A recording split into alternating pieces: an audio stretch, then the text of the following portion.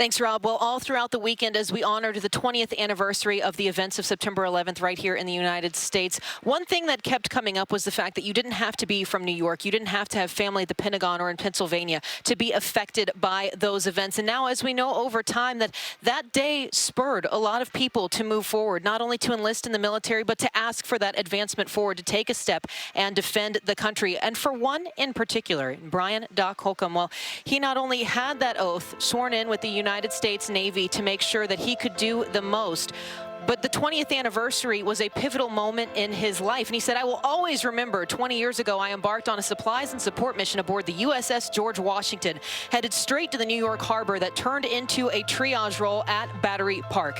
Never been to New York City before that day, but I will never forget what that day turned me into over the next 20 years. I pleaded and begged to deploy ISO military operations OEF bound. I packed and loaded litters on a small landing strip in Jabad, Pakistan, a few hundred yards away from a town that wanted nothing to do with us.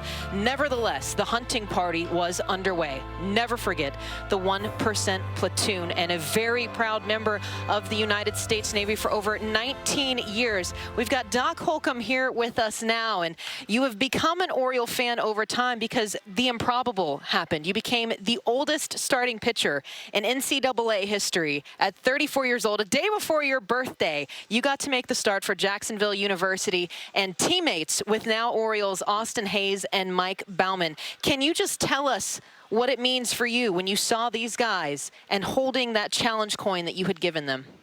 Yeah, I mean, well, first and foremost, you know, these guys are, you know, they will rise to the occasion on any given day, and I think that for me, just being a part of their lives just in a short amount of time, that allowed, you know, me to kind of get to know them, and it allowed me to really share my experiences with them, and you know, in turn, they, you know, they are honoring me in a sense, and everybody else, you know, through what Austin accomplished. But you know,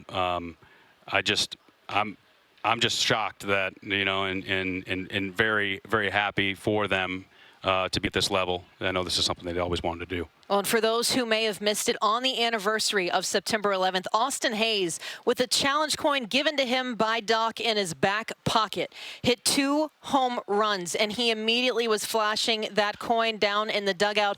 And something so monumental about the fact that it was 2 home runs, as he absolutely squared up against the Blue Jays, was again very representative, and that coincidence, the ice water, to represent the 2 towers that fell down on September 11th. And for you, I mean, your phone started blowing up. You start hearing, well, look at Hayes. Look at what he's doing with this coin. Yeah, that's right. I wasn't watching the game. I was doing some work outside, and you know, seeing that out, it just gave me chills. And like I said, it just didn't surprise me, because Austin is the type of guy that just comes out of nowhere and just hits you hard. But I know deep down inside, you know, that if anybody was going to do that, it'd be him. You know. Well, now we've got Austin Hayes and Mike Baumann. We've got all the Jacksonville Dolphins in with us today. And guys, first and foremost, I mean, just tell us about this moment now from your perspective. Austin, I know that you got all of these really tremendous personal items from Doc over here, and what that means for you. Yeah, Doc, you look pretty good in the headset, man. Hey, thank you. I can get used to this. Good up there. No, it was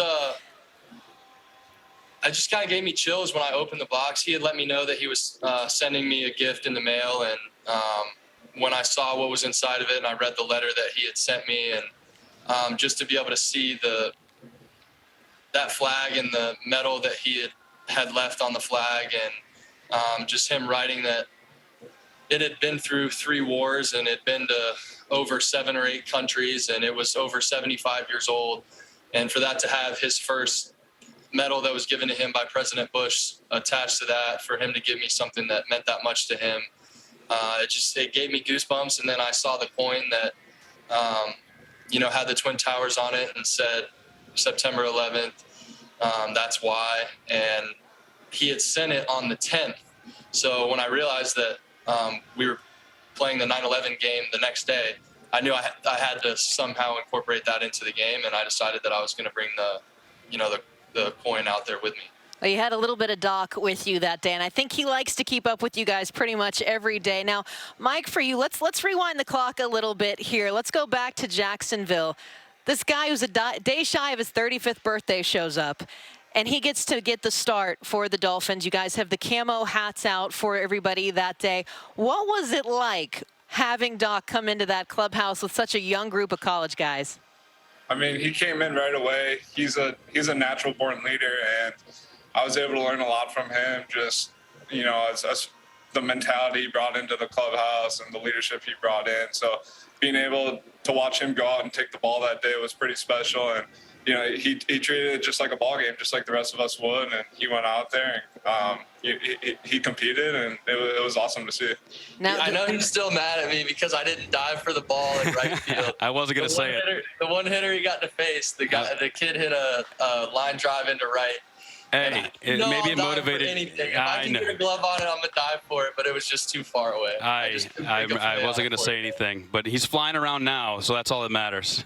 So now can we inject maybe that this is Hayes' motivation in the outfield? Is that one day that he let that ball drop? I mean, because this wasn't in any of the headlines when they talked about the start. I mean, you guys looked like you had just had so much fun with each other. We've seen some photos too, cutting hair. I mean, just take us back through this Jacksonville experience. Yeah, it was a lot of fun. We weren't really sure where it was going to go early on when Doc first came out and tried out for the team. And just the more he was around us, oh, that's a great picture right there. The more he was around us, the more we just really started to love him and just see him growing to be a part of the team and giving us a lot of kind of leadership tutorials almost, so to speak, but just how to work toward a common goal as a group of young men.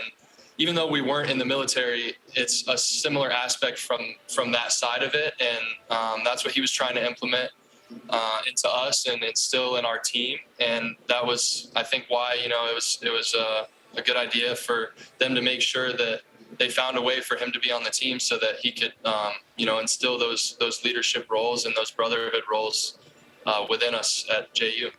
Now, I know on the flip side of that, and Austin, to your credit, I mean, just mentioning the leadership that he brings naturally to you guys. For you, what did those young guys teach you that you've carried? I mean, this is obviously something that you still carry with you. You follow up with them. Again, you've sent them those items that have now spurred this team to some pretty impressive things. Well, for me, first off, I tried not to ever let them see me kind of really admire and appreciate them, but secretly, really deep down inside, I was always looking up to every single person in that locker room. And the commonalities of the warrior ethos and trying to be part of something that's bigger than yourself and really capitalizing on that. But for me, baseball and the military have always been hand in hand. I mean, right here in Baltimore, you got Al and Eddie Robinson. You got people who've served in several wars, and yet they came back and they played. And I ultimately I felt, with Austin and just him kind of like having that just a very humbling. Mike as well, but having that humbling personality and just a really excitement. I remember vividly in Lipscomb. They had a sound ordinance. So here we're chipping away trying to get back, and Austin just hits a nuke into the night and comes back in the dugout and with his hands pumping and is follow me, and that right there is, I mean, that's leading from the front. That is 100% what I always gravitated to, and what the expectations were from the people that were below me in my military career. And I think, as a team, in a small unit team, you are expecting everybody to kind of perform at the same level. And JU, the coaching staff there with Chris Hayes and Tim Montez, they established that right off the bat. They weren't going to ask you to do anything that they couldn't do themselves or already had done. And I think that goes a long way, especially in this game and for longevity purposes. I mean, you can't ask for anything more than that. These guys are exhibiting that, and it's just really, I'm really excited to see where they're at and how they become. And you know, we got father, and you know, I have yet to hold that baby, but I'm going to do it. And you know, I'm very, very happy for them. You know, I wanted them to know that essentially I was that little kid looking up, going, hey, you know, this is awesome to see these guys, you know, doing what they're doing. Baseball and is always and will always be a part of me. Well, now it gets to be a bigger part of you again, following your own alum there with Mike Baumann and Austin Hayes. We are with Brian Doc Holcomb, and on behalf of all of us, again, just thank you so much for your service. And congratulations, a new role with JU as well that you'll get to pursue. But we're going to let you go meet the baby and go cheer on the guys, because we know you're going to be the loudest voice in Camden Yards tonight. Thank you so much.